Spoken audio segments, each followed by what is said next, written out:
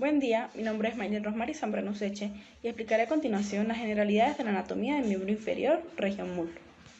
Detalles óseos del fémur. El fémur es un hueso largo, voluminoso y resistente. Su extremidad superior es el cuello del hueso. Tiene una forma acobada que cumple la acción de transmitir fuerzas entre tronco y miembro inferior. Su cuerpo es largo, oblicuo hacia abajo y medialmente, lo que es la consecuencia del ensanchamiento de la pelvis. Su posición: hacia arriba se ubica su cabeza femoral, hacia atrás la cresta saliente, que se encuentra en la diáfisis y lleva por nombre línea áspera. La descripción del fémur, como todo hueso largo, tiene un cuerpo o diáfisis y dos extremidades, epífisis superior y epífisis inferior. El cuerpo está compuesto por tres caras, una anterior, otra lateral y una medial. Los bordes que hacen las separaciones entre cada una de esas caras no son notorios, porque no se encuentra muy marcado, solo se considera el borde posterior. Denominado línea áspera, es un borde grueso, rugoso y separa la cara medial de la lateral. En la parte superior esta línea se divide en tres líneas divergentes. La primera es la rama de trifurcación lateral o tuberosidad glútea, la más marcada, y se dirige al trocánter mayor, prestando inserción al músculo glúteo mayor. La rama de trifurcación media o línea pectínea va hacia el trocánter menor y de inserción al músculo pectíneo. La rama de trifurcación medial o labio medial termina en la parte anterior e inferior del cuello. La línea áspera presenta un labio lateral, un intersticio y un labio medial. En la parte inferior, estos dos labios divergen en dirección a los cóndilos y delimitan la cara poplitea. El foramen nutricio del fémur está ubicado en la parte media de la línea áspera. La extremidad superior de este hueso participa en la articulación coxofemoral, que está conformada por una cabeza, un cuello y un macizo trocantérico.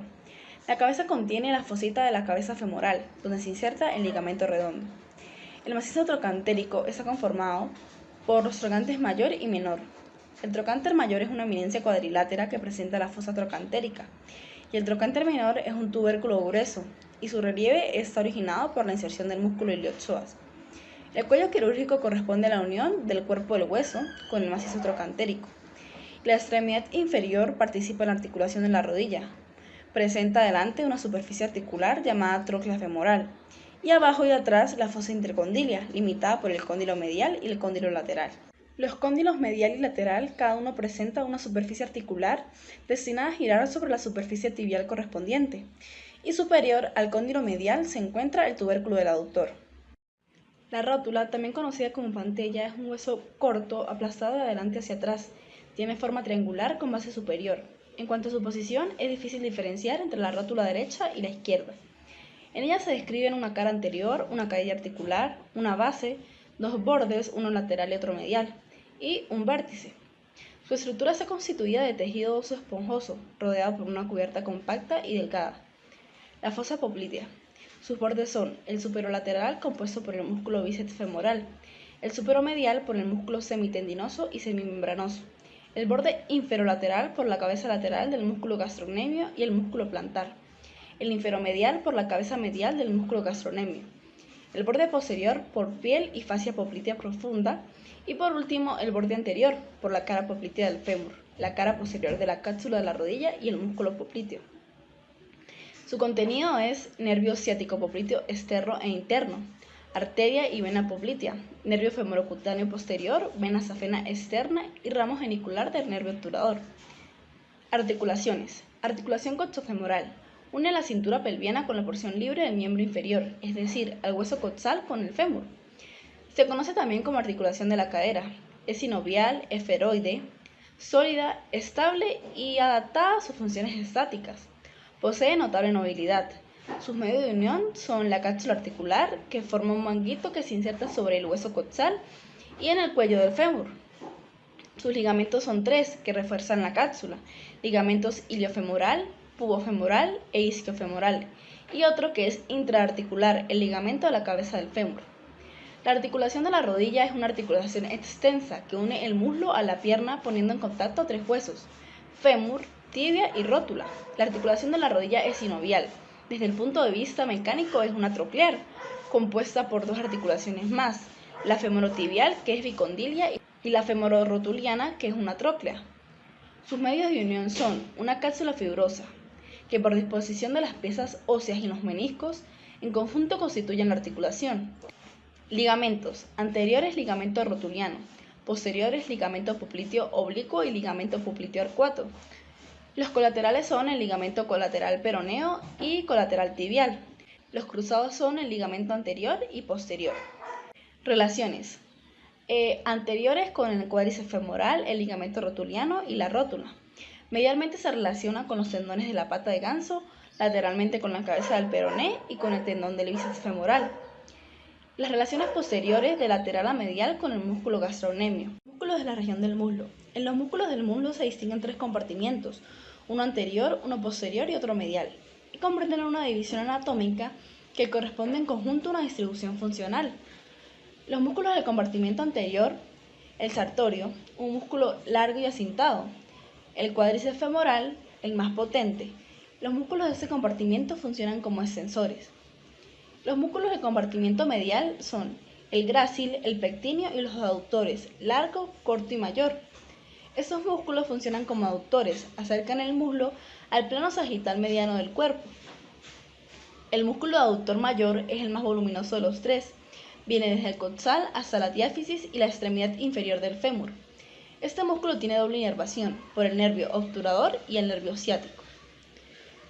Los músculos del compartimiento posterior son flexores de la pierna sobre el muslo. El bíceps femoral se extiende desde el isquion y el fémur hasta la cabeza del peroné y presenta una cabeza larga y otra corta. El semitendinoso se extiende desde el isquion hasta la tibia. El semimembranoso va desde el isquion hasta la tibia y la articulación de la rodilla, los tres inervados por el nervio ciático. En cuanto a las funciones, hay dos excepciones. En el compartimento anterior, el sartorio, y en el compartimento medial, el grácil, son flexores. Triángulo femoral, conocido como triángulo de Scarpa, situado en la cara anteromedial del muslo. Sus límites son lateral, borde medial del músculo sartorio, límite medial, borde medial del músculo aductor mediano, el límite superior por el ligamento inguinal y su piso está conformado por los músculos psoas ilíaco, pectíneo y aductor mediano. Su techo está compuesto por la fascia lata y la aponeurosis cribiforme. Su contenido es vena, arteria y nervio femoral. Arterias del miembro inferior, región muslo. El sistema de la arteria ilíaca externa constituye el eje vascular del miembro inferior. En la cara anterior del muslo, la arteria femoral y femoral profunda, y en la cara posterior de la rodilla, la arteria poplitea. La arteria poplitea es la continuación de la arteria femoral luego de que ésta atraviesa el hiato aductor. La arteria pasa por detrás de la articulación de la rodilla, termina en el arco tendinoso del músculo sóleo y allí se divide en la arteria tibial anterior y la arteria tibial posterior. Esta última genera la arteria peronea, con sus ramas, arteria superolateral, arteria superomedial, arteria inferolateral y arteria inferomedial, conforman la red articular de la rodilla. Las venas del miembro inferior, región muslo.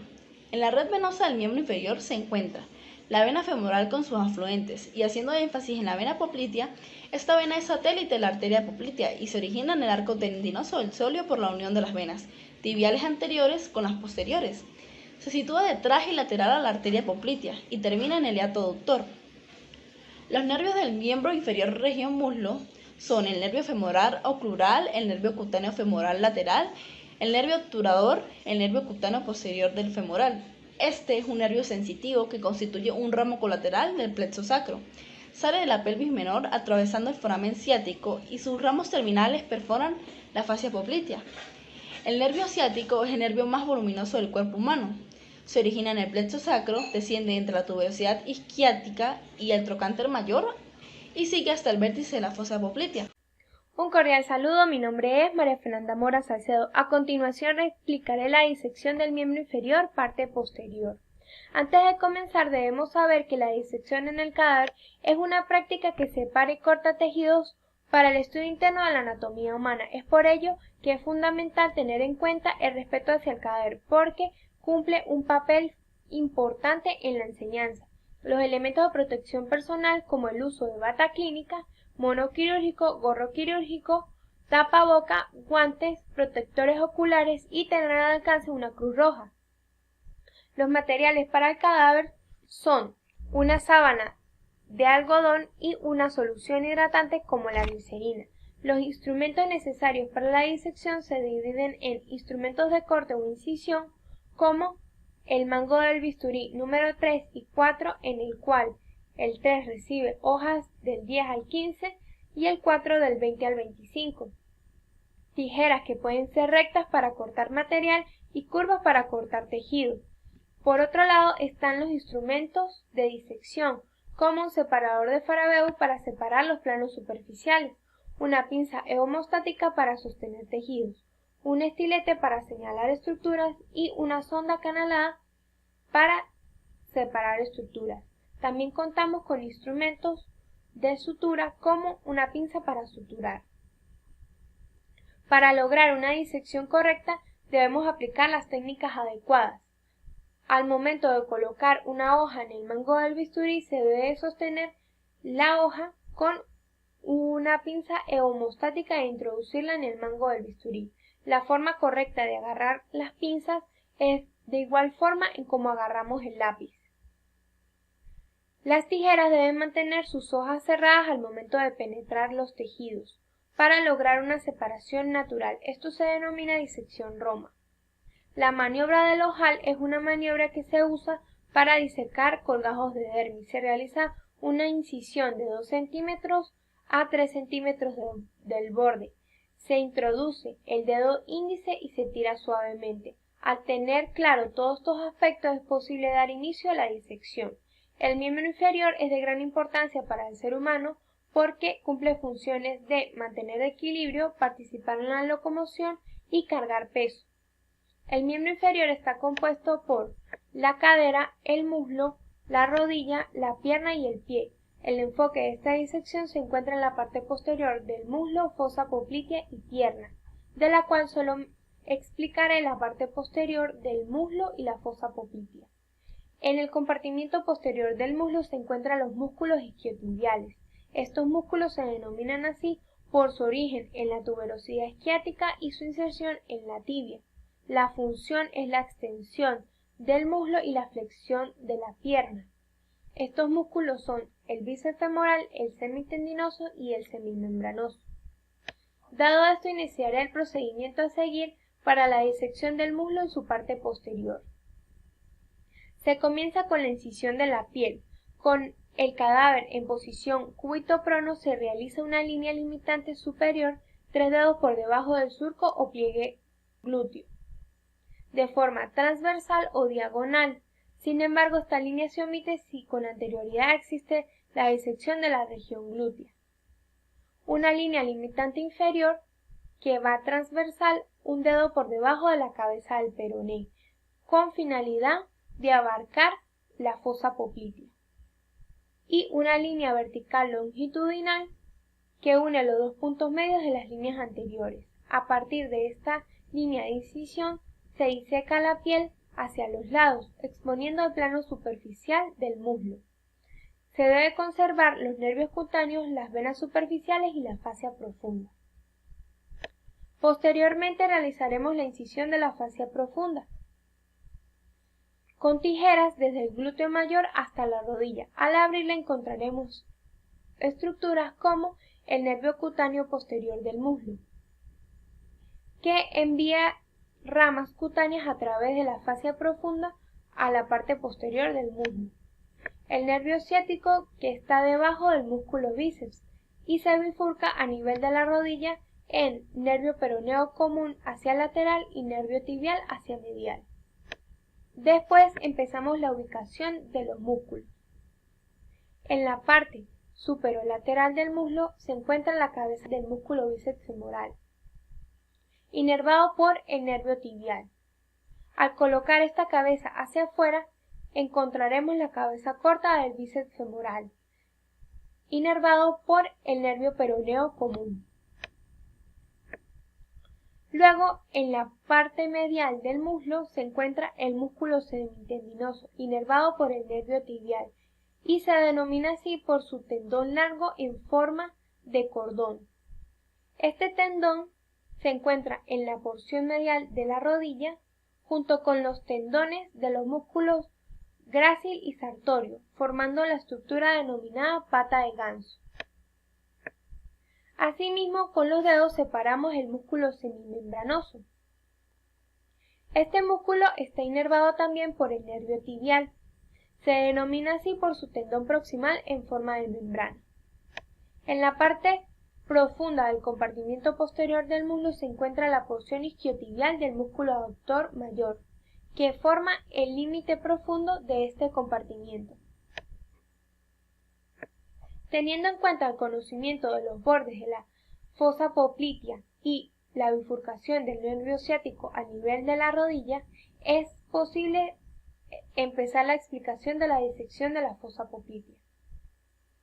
Primero, la exploración del nervio peroneo común y nervio tibial. Mediante la disección roma seguimos el trayecto lateral del nervio peroneo común a lo largo del borde superolateral de la fosa poplitea. Se encuentra o viaja paralelo al tendón del músculo bíceps, pasa por encima de la cabeza lateral del músculo gastrocnemio y el músculo plantar. Luego retiramos los restos de la fascia poplitea para exponer las cabezas lateral y medial del músculo gastrocnemio y músculo plantar. Con los dedos separamos el nervio tibial con su trayecto hacia abajo, en donde observamos que pasa por debajo de los músculos gastrocnemio y músculo plantar. Para poder observar las estructuras que van desde la fosa hacia la pierna, debemos separar de 5 a 10 centímetros los vientres del músculo gastrocnemio. Para realizar la búsqueda de la arteria poplitea y vena poplitea, buscamos debajo del nervio tibial para encontrarlas.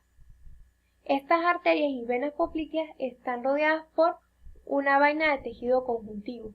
Se debe de abrir con una incisión con tijeras de forma superior e inferior, y con una sonda canalada separamos la arteria poplitea de la vena poplitea.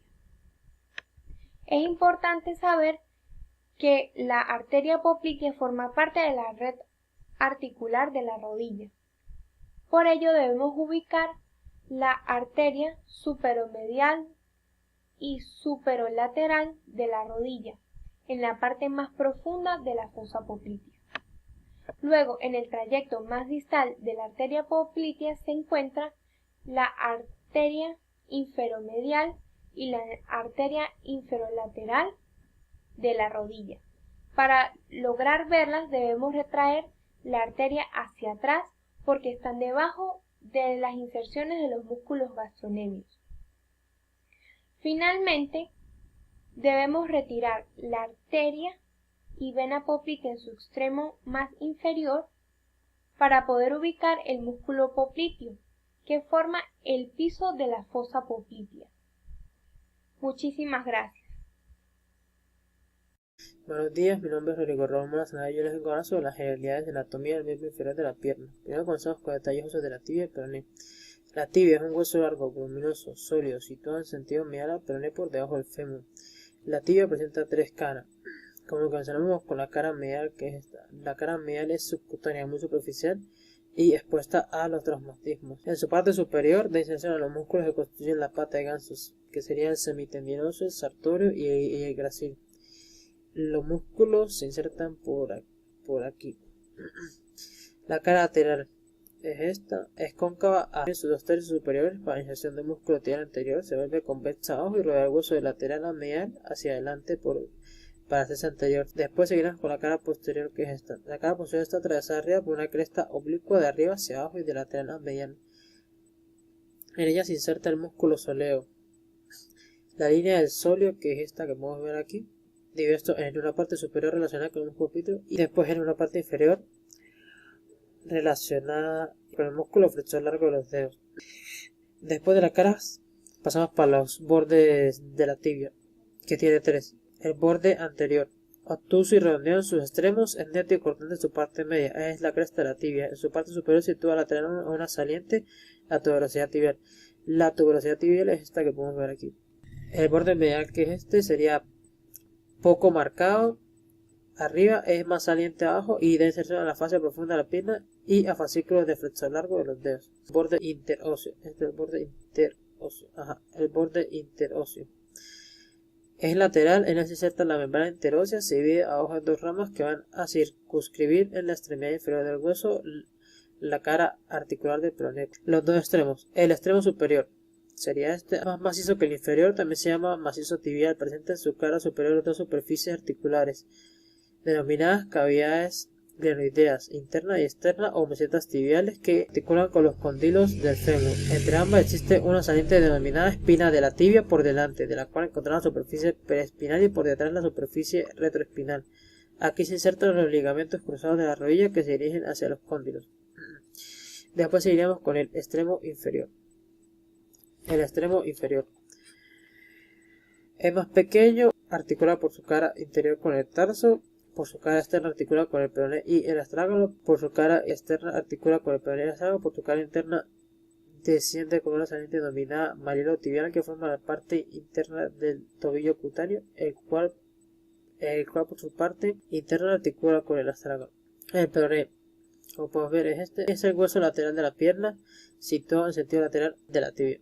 Es un hueso largo y delgado que se articula con la tibia por sus dos extremidades y sus diáfisis. Posee 3 caras y 3 bordes. Comenzamos con la cara lateral. Redondeada en su parte superior, presenta en su parte media o en sus 2 tercios superiores un canal longitudinal para los músculos peroneo corto y largo. En la parte inferior de esta cara, una cresta que parte del borde anterior del hueso se dirige oblicuamente hacia abajo y atrás hacia el epífisis inferior. La cara media que está aquí en todo el medio, estrecha en su parte superior e inferior, es más ancha en su parte media. Después seguiremos con la cara posterior, orientada hacia atrás en sus 3 cuartos superiores. En su cuarto inferior tiende a hacerse medial cuando la cara del borde lateral se dirige hacia atrás para formar el surco malleolar lateral. En la parte superior se inserta el músculo soleo y en su parte medial el músculo flexor largo del dedo gordo. Entonces aquí en su parte superior iría el músculo soleo y aquí en esta parte iría el músculo flexor largo del dedo gordo. Después seguimos con los bordes, que son algo difíciles de distinguir, pero sí se pueden.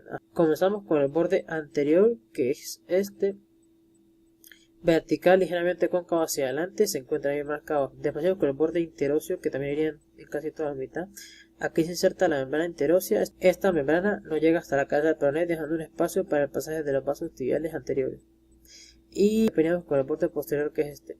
Borde posterior, más marcado en la parte inferior, forma abajo el borde posterior del surco malleolar. Después pasaremos con las articulaciones. Primero comenzaremos con la articulación tibioperineal, que es una articulación sinovial plana.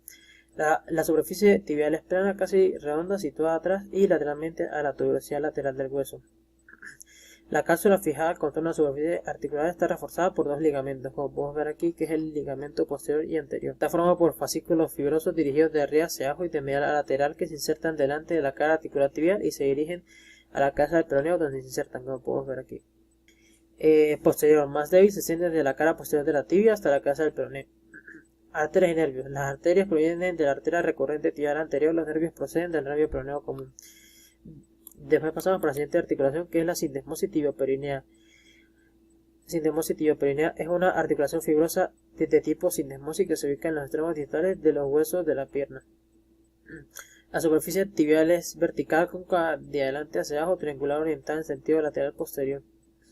La cápsula fijada contra una superficie articular está reforzada por 3 ligamentos, que sería el ligamento tibioperineo anterior, el ligamento tibioperineo posterior, que sería en la parte de atrás, que estaría aquí en esta parte de atrás, y después sería el ligamento interóseo, que sería este.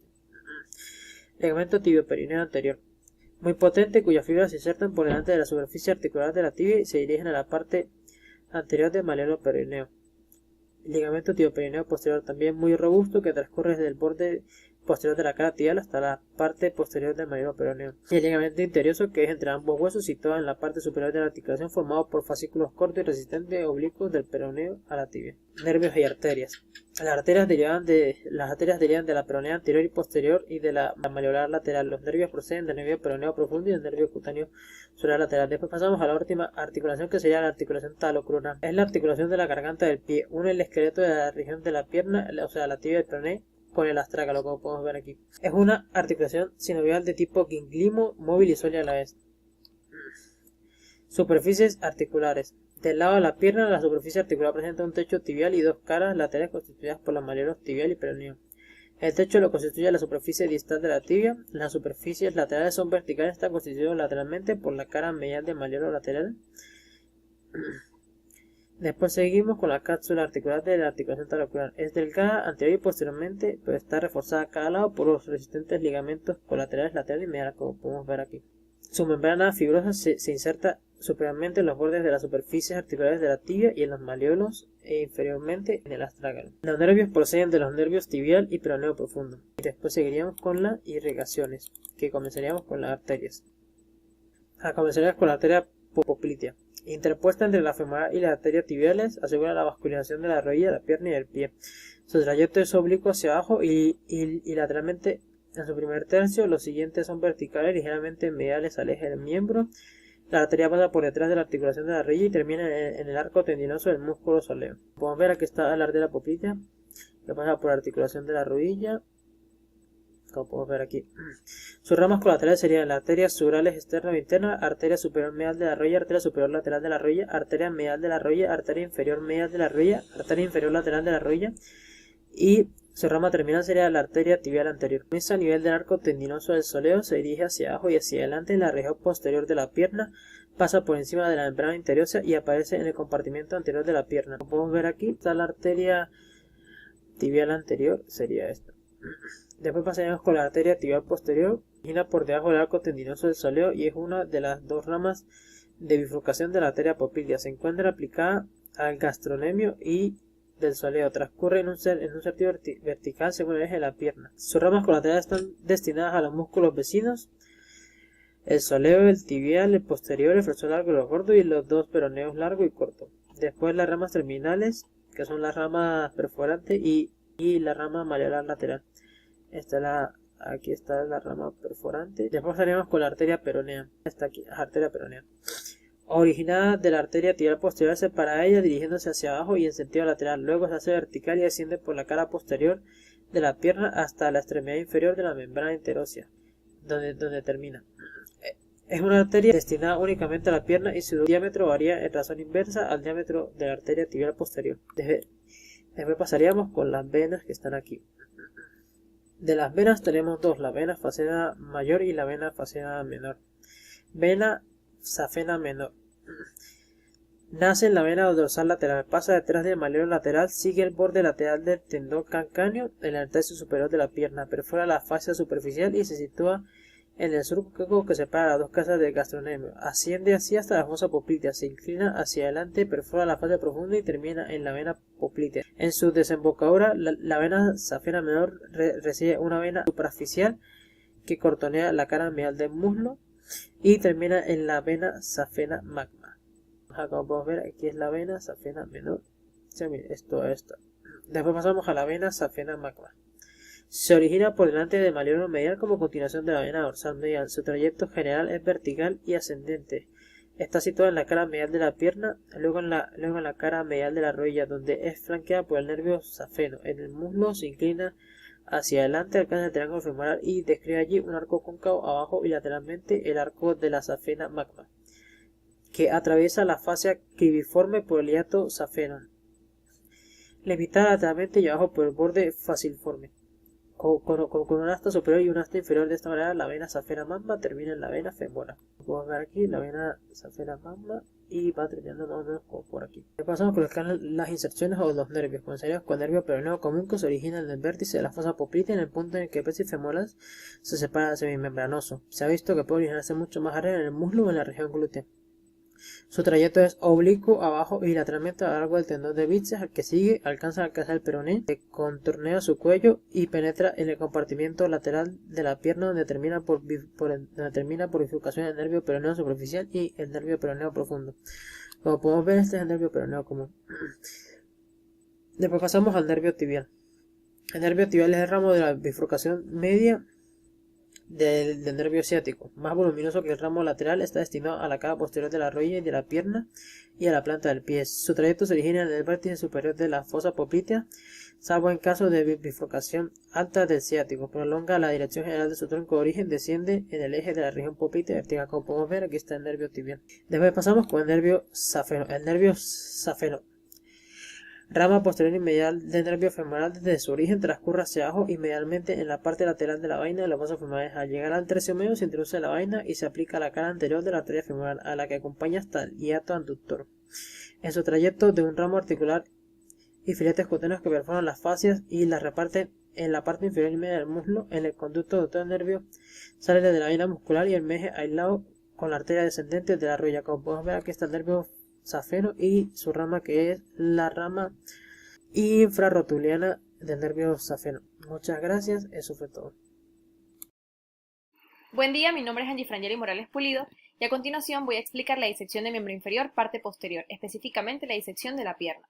Comencemos por dar un pequeño repaso de lo antes explicado por mi compañero Rodrigo desde el punto de vista anatómico.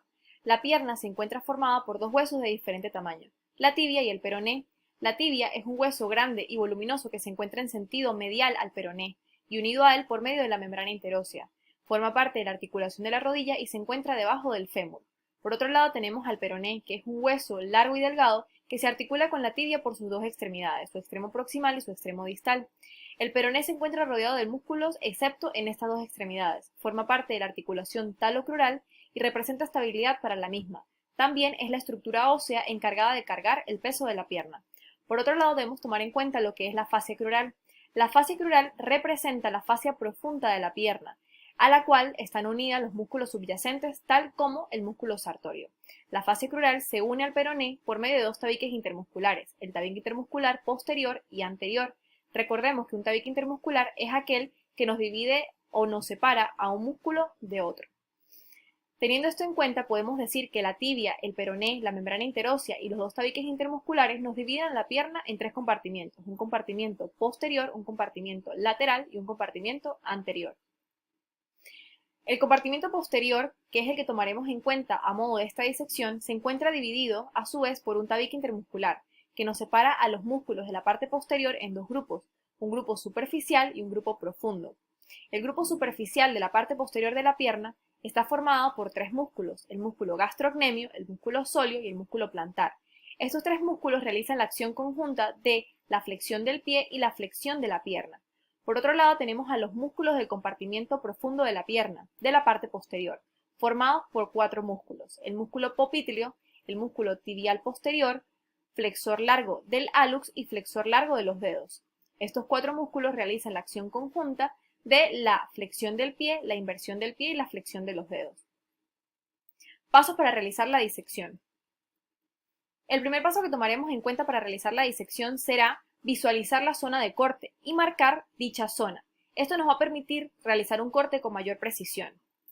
De esta manera, el primer corte que realizaremos con ayuda de las tijeras será en sentido medial, siguiendo toda la línea media de la pierna desde la fosa poplitea hasta la tuberosidad del calcáneo o hacia la parte posterior del calcáneo o la parte posterior del talón. Los dos cortes que realizaremos a continuación serán en sentido horizontal, uno a nivel de la fosa poplitea y otro a nivel de la parte posterior del talón o la parte posterior del calcáneo. Esto nos va a permitir llevar la piel a la parte externa de la pierna o hacia la parte lateral de la pierna. Inmediatamente vamos a visualizar tejido adiposo, el cual tendremos que eliminar para poder observar los elementos subcutáneos. Los elementos subcutáneos que encontramos en la parte posterior será, primero, el nervio sural lateral. El nervio sural lateral se une con el nervio peroneo común a nivel de la fosa poplitea. Luego tendremos el nervio sural medial, que sigue toda la línea media de la pierna y se une en la parte distal de la pierna con el nervio sural lateral. Como satélite de este nervio tendremos a la vena safena menor. La vena safena menor se une a nivel de la fosa poplitea con la vena poplitea. Luego procederemos a retirar los elementos subcutáneos para poder observar el primer músculo de la parte posterior, que es el músculo gastrocnemio, es el músculo más superficial de la parte posterior. Este músculo tiene su origen en los cóndilos femorales, posee dos cabezas y por ello recibe el nombre de los gemelos.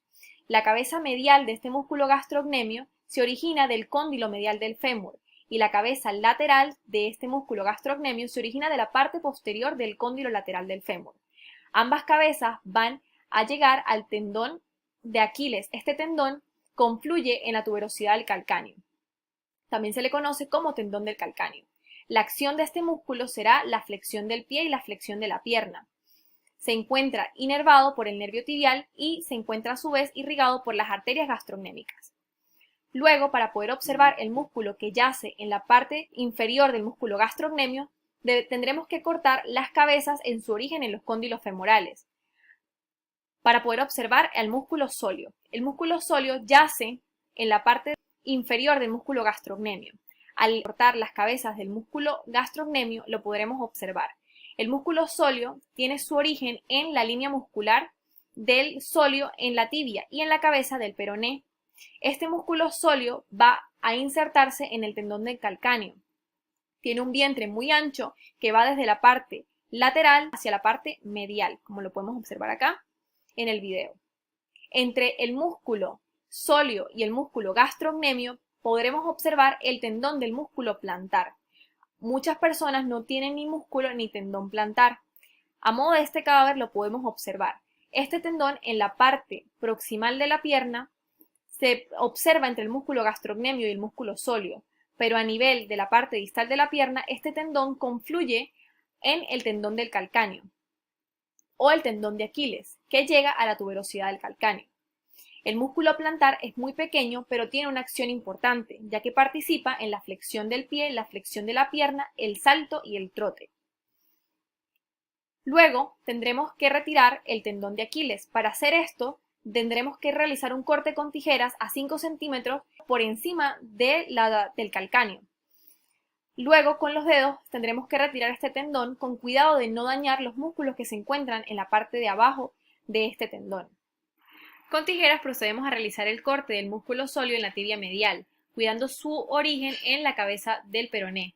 Este corte lo vamos a llevar hasta 2 centímetros por debajo del arco del sóleo o el arco tendinoso del sóleo, cuidando los elementos que pasan debajo de él. Con ayuda de una sonda acanalada podremos visualizar la bifurcación de la arteria poplítea en la arteria tibial posterior y anterior.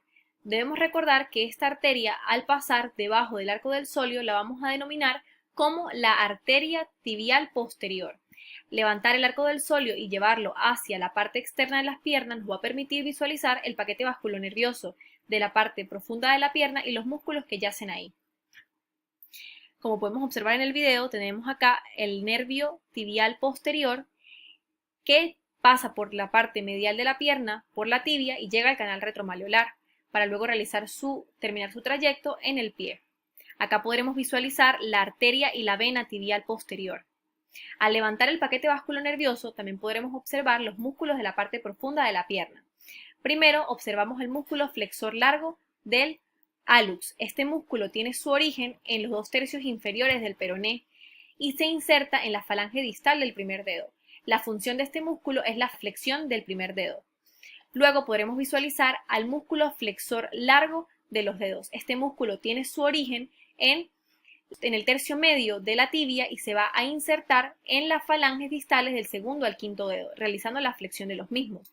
En medio de estos 2 músculos podremos visualizar el músculo tibial posterior, el cual tiene su origen en la parte medial del peroné, en la parte posterior de la tibia y en la membrana interósea.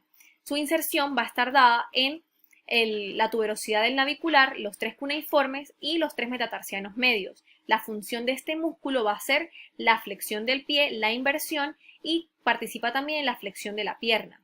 Este tendón, el tendón del músculo tibial, se va a dirigir hacia el canal retromaleolar. Luego podremos visualizar también al músculo popliteo. Este músculo es un músculo pequeño que yace en la fosa poplitea y tiene su origen en el cóndilo lateral del fémur. Este músculo se inserta en el tercio superior de la tibia y tiene una función particular, ya que participa en el salto y el trote. Por último, podremos visualizar en la parte distal de la pierna el entrecruzamiento que se produce entre el tendón tibial posterior, del músculo tibial posterior y el tendón del flexor largo de los dedos. Este entrecruzamiento se denomina quiasma crural. Luego podremos visualizar el contenido del canal retromaleolar. El contenido del canal retromaleolar lo podremos visualizar al levantar el retináculo flexor.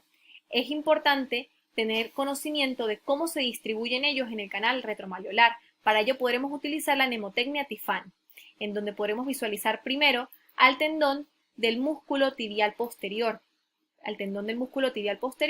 luego al tendón del músculo flexor largo de los dedos, la arteria y la vena tibial posterior y por último al tendón del músculo flexor largo de los dedos.